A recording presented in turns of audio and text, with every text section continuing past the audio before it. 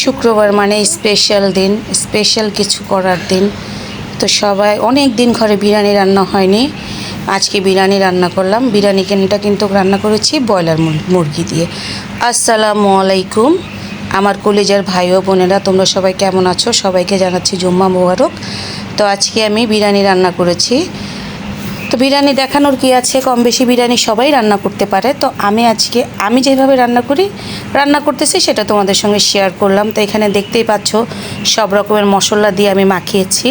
এটার মধ্যে কিন্তু আমি বাদাম দিয়েছি, কাঠবাদাম, কিশমিশ, পেঁয়াজ, গোলমরিচ, এগুলো কিন্তু কাঁচামরিচ একসঙ্গে আমি ব্লেন্ড করে কিন্তু এটার ভিতরে দিয়েছি। টক দই, আদা রসুন আর বিরিয়ানির মশলা এগুলো দিয়ে আমি মাখিয়ে রেখেছি। এদিক দিয়ে আমি আলুটা ভেজে নিয়েছি। আলুটা কিন্তু আমি একটু জর্দা কালার, ফুড কালার ইউজ করেছি। দেখতেই পাচ্ছ যে কি সুন্দর কালারটা আসছে। এখন ওইটার মধ্যে আমি পেঁয়াজটা দিয়ে দিব।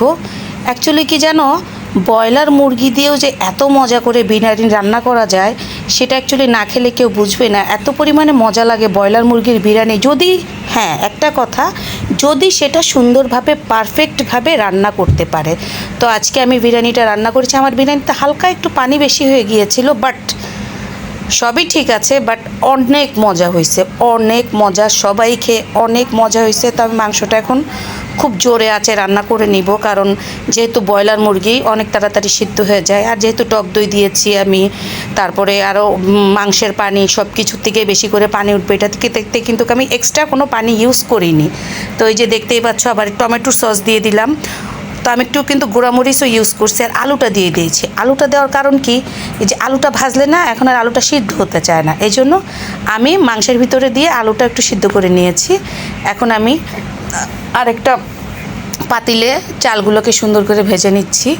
চালগুলোকে খুব সুন্দর করে ভেজে নিব। ভেজে নেওয়ার পরে এই যে এটার মধ্যে লবণ দিয়ে দিচ্ছি। লবণ দিয়ে সুন্দর করে লাড়াচাড়া দিতেই থাকবো গাইস, দিতেই থাকবো। যতক্ষণ না পর্যন্ত ভাজা ভাজা হবে ততক্ষণ পর্যন্ত লাড়াচাড়া দিতেই থাকবো। তো এতক্ষণ পর্যন্ত যারা আমার ভিডিওটি দেখছো তাদেরকে আমার অনেক অনেক অনেক ধন্যবাদ আমার সাথে থাকার জন্য, ভিডিওটির সাথে থাকার জন্য।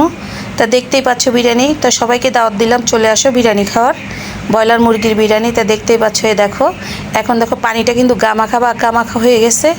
এখন এই অবস্থায় কী করবো, আমি চুলার আঁচটা কিন্তু একদম লো হিট করে দিয়েছি। এতক্ষণ হাই হিটে ছিল, এখন লো হিটে করে দিয়েছি। এটার পরে ভুল করেছিলাম যে এখন আস্তে আস্তে চাল থেকে আমি হালকা একটু পানি দিয়েছিলাম, গরম পানি, ওইটাই দেওয়াটা আমার ভুল হয়ে গেছে। ওই পানিটা দেওয়াই আমার ভুল হয়ে গেছে। যাই হোক, তাও বিরিয়ানিটা খারাপ হয়নি, মাশাল্লাহ মজা তো হয়েছে, বাট একটু হালকা নরম হয়ে গেছে। অত নরম না, হালকা আর কি, মানে বেশি ঝরঝরা হয়নি। তো এই যে দেখতে পাচ্ছ, আমি মুরগির কারিটা দিয়ে দিচ্ছে এটার ভিতরে, দিয়ে এখন সুন্দর করে লাড়াচাড়া দিয়ে সব কিছু মাখিয়ে টাখিয়ে নিব।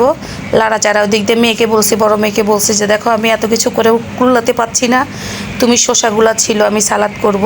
তো আমার মেয়ের আবার সালাদ খুবই প্রচুর পরিমাণে পছন্দ, এই জন্য আমার মেয়ে সালাদ কাটতে বসে গেছে। আর এখন আমি দেখো ঘিও দিয়ে দিয়েছি। আমি কোনো বিরিয়ানির ফ্লেভারও ইউজ করি নাই, কোনো কেওড়া জলও দেই নাই, কারণ আমি এখানে ঘি দিব। বিরিয়ানির সেন্ট দিলে কিংবা কেওড়া জল দিলে কিন্তু ভালো লাগে না। সালাদগুলো দেখো কি ইয়াম্মি হয়েছে। আর এদিক দিয়ে দেখো আমরা বাড়তেছি, সবাই খেতে বসে গেছি। অবশ্য আমার ছোটো মেয়ে আগেই খাওয়া শুরু করে দিয়েছে, কারণ ওর বিরিয়ানির ঘ্রাণ, যখন মশলা মাখাইছিলাম মাংসে তখনই আমার মেয়ের ক্ষুধা লেগে গেছিলো। তো সব ভালো থাকবে, সুস্থ থাকবে, বিরিয়ানিটা কেমন হয়েছে জানাবে।